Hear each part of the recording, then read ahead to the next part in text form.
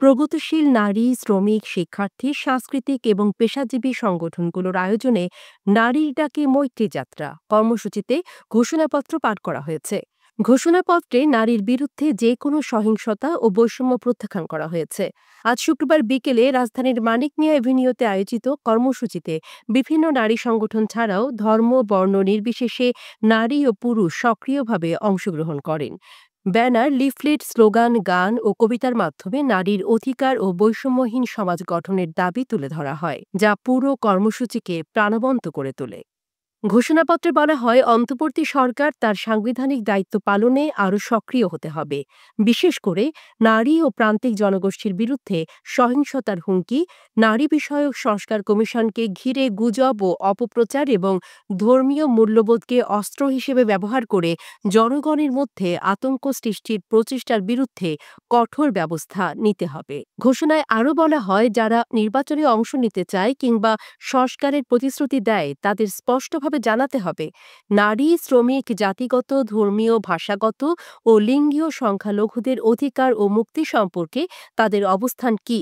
আসন্ন নির্বাচন সহ ভবিষ্যৎ রাজনীতিতে প্রার্থীদের মধ্যে অন্তত ৩৩% নারী ও প্রান্তিক জনগোষ্ঠীর শিক্ষা, স্বাস্থ্য, সামাজিক ও অর্থনৈতিক ক্ষমতায়নে অবিলম্বে কার্যকর পদক্ষেপ নিতে হবে।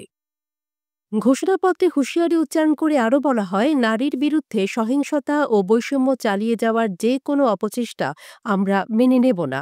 মৌলিক অধিকার অস্বীকারের ষড়যন্ত্র রুখে দাঁড়ানো হবে। বিভ্রান্তি ও বিশৃঙ্খলা সৃষ্টির প্রয়াস, সংস্কৃতি ও ধর্মকে দমনমূলক অস্ত্রে পরিণত করার অপচেষ্টা এবং সংকীর্ণ মনোভাবকে সার্বজনীন করার প্রয়াস কঠোরভাবে প্রতিরোধ করা হবে।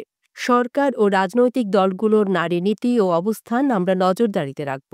যারা ক্ষমতার কাঠামো ব্যবহার করে বৈষম্য ও সহিংসতা জিইয়ে রাখে, সেই কাঠামো ভেঙে দিতে আমরা দৃঢ় প্রতিজ্ঞ। হুমকির মুখে মাথা নত করব না এবং ন্যায়ভিত্তিক সমাজ প্রতিষ্ঠার সংগ্রামে পিছপা হব না।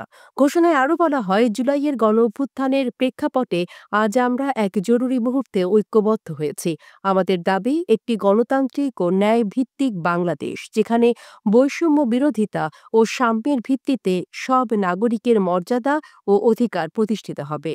ঘৃণা, হুমকি, সংঘবদ্ধ সহিংসতা চালিয়ে এই আন্দোলনকে দমন করার অপচেষ্টা চলছে।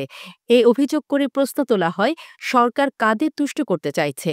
সংখ্যাগরিষ্ঠের উগ্র জাতীয়তাবাদী অংশকে, নাকি সংস্কারের নামে বৈষম্যমূলক কাঠামো টিকিয়ে রাখার পরিকল্পনাকারীদের? সবশেষে ঘোষণা দেওয়া হয়, অধিকার চেয়ে নয়, আদায় করেই নিতে হয়। আর সেই লড়াইয়ে ভয় নেই, পিছু হটার কোনো জায়গা নেই। এর আগে প্রগতিশীল নারী, শ্রমিক, শিক্ষার্থী, সাংস্কৃতিক এবং পেশাজীবী সংগঠনগুলোর আয়োজনে নারীর ডাকে মৈত্রী যাত্রা এ কর্মসূচি শুরু হয় আজ শুক্রবার দুপুর ২টো থেকে রাজধানীর মানিক মিয়া এভিনিউতে। এদিন দুপুরের আগ থেকেই বিভিন্ন ব্যানার, প্ল্যাকার্ড হাতে কর্মসূচি স্থলে অংশগ্রহণকারীদের উপস্থিত হতে দেখা গেছে।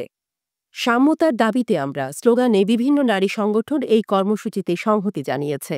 এর মধ্যে রয়েছে বাংলাদেশ ছাত্র ইউনিয়ন, বিপ্লবী ছাত্র মৈত্রী, সমাজতান্ত্রিক ছাত্র ফ্রন্ট, নারী মুক্তি কেন্দ্র, উদীচী শিল্পী গোষ্ঠী, হিল উইমেন্স ফেডারেশন, আদিবাসী ইউনিয়ন, গার্মেন্টস শ্রমিক মুক্তি আন্দোলন, বিজ্ঞান আন্দোলন মঞ্চ, সমাজতান্ত্রিক মহিলা ফোরাম, বাংলাদেশ নারী জোট, নারী সংহতি, ছাত্র ফ্রন্ট, তীরন্দাজ, শ্রমিক অধিকার আন্দোলন প্রভৃতি।